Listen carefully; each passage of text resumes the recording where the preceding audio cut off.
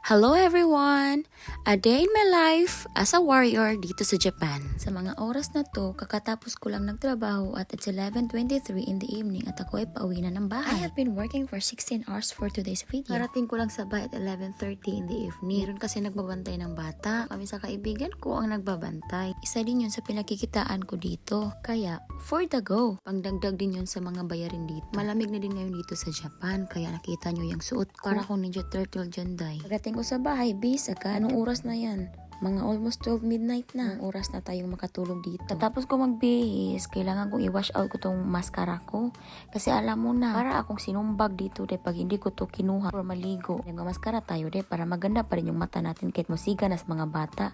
Pahinga lang ako ng saglit de, maligo na ako. Kailangan ko talaga mag-heater de kasi ang lamig na ng tubig. Dating sa shower room, day, may ritual na naman tayo dito. Magmikos-mikos tayo sa water, day. Kasi day, hindi ko kaya yung lamig, day. Hindi ko din kaya yung sobrang init. Dapat katamtaman lang. So, nung okay na ang tubig, naligo na ako. Tapos, na-realize ko, baliktad yung itnaps ko, day. O, diba, kung hindi ko tiningnan day nung naligo ako, day, hindi ko alam, day, na baliktad pala yung itnaps ko na sinuot ko, day. Sige lang, kayo lang din yung mga nakakaalam. Huwag nyo lang ipagkalat, sa atin-atin lang to.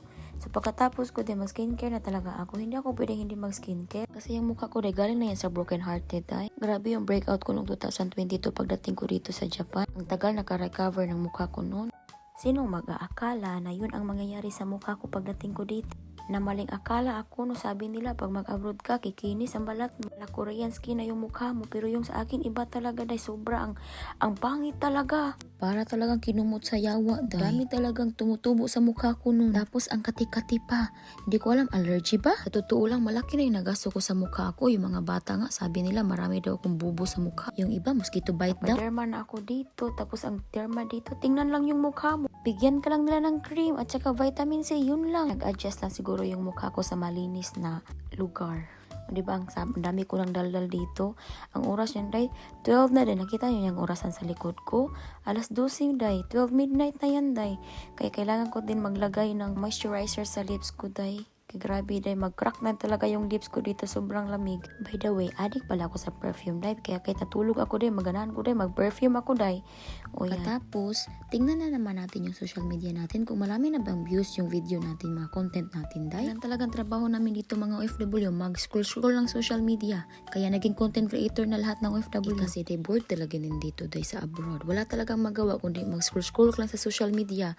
Tapos wala ka pang jowa na ka-baby talk. O diba? Mag-scroll lang tayo na social media. Anong petsa na? Kailangan na nating matulog kasi bukas another labanan na naman. Thank you for watching. Good night. Arigato.